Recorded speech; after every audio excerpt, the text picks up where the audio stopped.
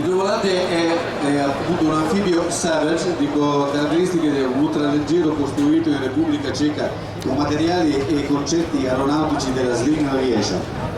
Potenza a 100 cavalli con spiccate caratteristiche Stowe, quindi con capacità di decollo e atterraggio in piste molto corte e possibilità di adottare diverse configurazioni, quali la terrestre, bush flying, cioè con le ruote speciali per affrontare qualsiasi tipo di terreno, sci da neve o idrovolante anfibio, che permette sia operazioni da terra che in acqua. Grazie alle 4 ruote retratili idraulicamente, corsa di decollo inferiore ai 100 metri, quindi pensate in che spazio ristretto decolla, ed è un atterraggio inferiore ai 50 metri. La velocità massima che può raggiungere è 210 km/h e la minima di sostentamento 50. È molto maneggevole ed adatto ad operazioni in ambienti naturali complessi. L'ottima visibilità dall'interno è perfetto alla ricognizione aerea e per le scuole di volo. Utilizza benzina semplice verde automobilistica con consumi ridottissimi. E qual è il ruolo di questo velivolo? Il ruolo è stato dotato dalla scuola di volo di Brescia per addestramento basico, iniziale ed avanzato per operare su piste corte, in pendenza e su piste non preparate. Guardate questo passaggio bellissimo con pedale e pancia al pubblico. Uno dei saluti di Fabio Guerra, veramente bello questo aeroplano. Svolge all'occorrenza diversi ruoli amministrativi ed operativi nel campo della protezione civile. In particolare è regolarmente inserito nell'organico del reparto volo emergenza di Valeggio sul Mincio. Detto reparto è parte integrante della divisione Veneto e nazionale della protezione civile, con compiti di ricognizione del territorio, prevenzione incendi, ricerca dispersi e naufraghi, salvataggio e trasporto generi di prima necessità in caso di calamità naturali o pronto soccorso.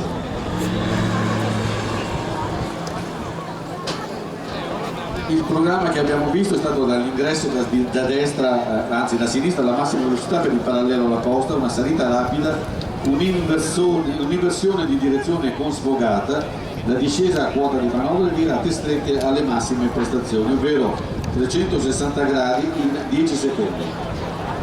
Dimostrazione di virate piatte, comandi incrociati, passaggio alla minima di sostentamento, guardate, questo è la minima di sostentamento, cioè dopodiché dopo questo non c'è altro che ammarare. L'accelerazione è salita quasi verticale alle massime prestazioni, rientro in discesa ripida con virata scivolata e passaggio di saluto per l'ammaraggio. Vedete come regge benissimo la virata stretta, pur tenendo presente la sua bassa velocità. Ha i flap in prima posizione per mantenere il sostentamento. Come dicevamo, quegli scarponi che portano sotto possono essere facilmente sostituiti da sci, dalle ruote, quelle cosiddette balloon tire, cioè le ruote a pallone che vengono usate per gli atterraggi sui greti dei torrenti.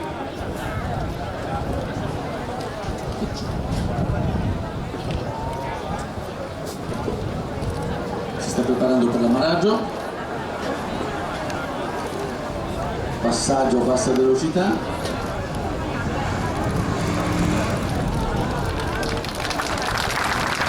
Ammaraggio e ridecollo.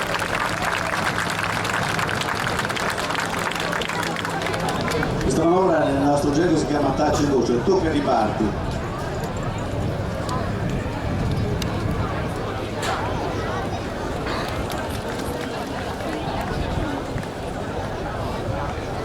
Il motore adesso fa l'affottaggio e verrà quindi proprio, vedete i flaps in posizione landing.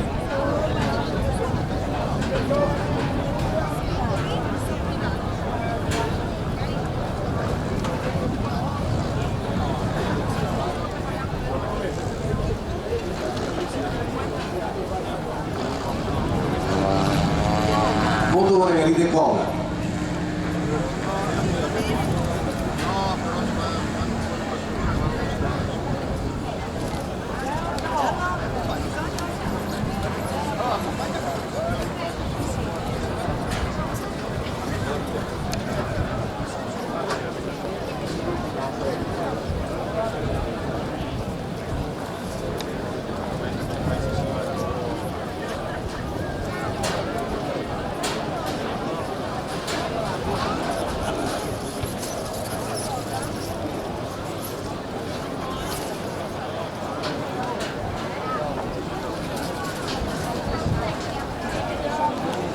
Sì, di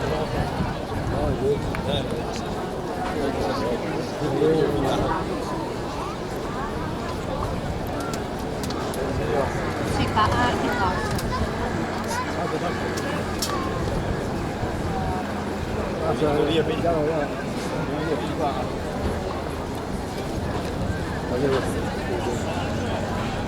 Ah sì, grazie.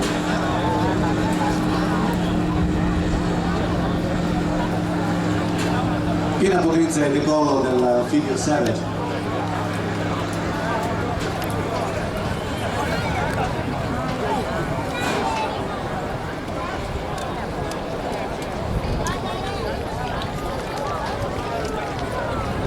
Avete visto le capacità di l'alta manovrabilità del velivolo subito dopo il decollo alla virata stretta e il passaggio ad alta velocità relativa a questo velivolo naturalmente. Vedete come tiene il punto.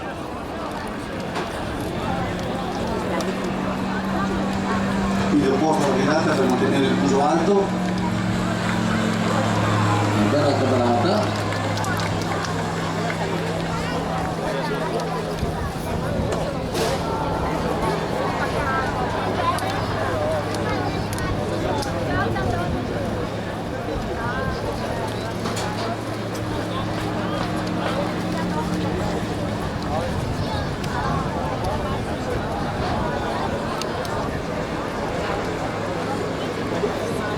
Sembra quasi che questo aeroplano possa fare l'overing come gli elicotteri, avete visto come riduce la velocità, mantiene l'assetto e può tranquillamente manovrare.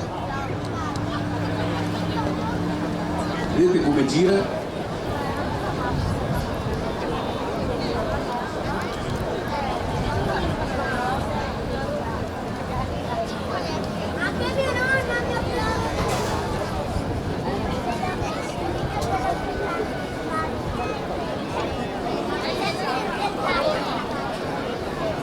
Eccolo di fronte a noi con il faro acceso già in un saluto al pubblico di Jesolo, Fabio Guerra.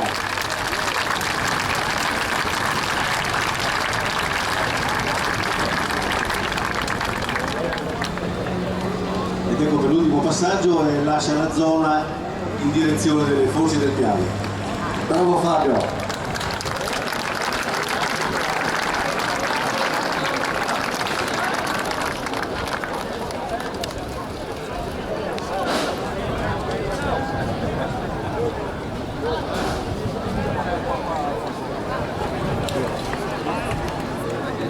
Animale signore.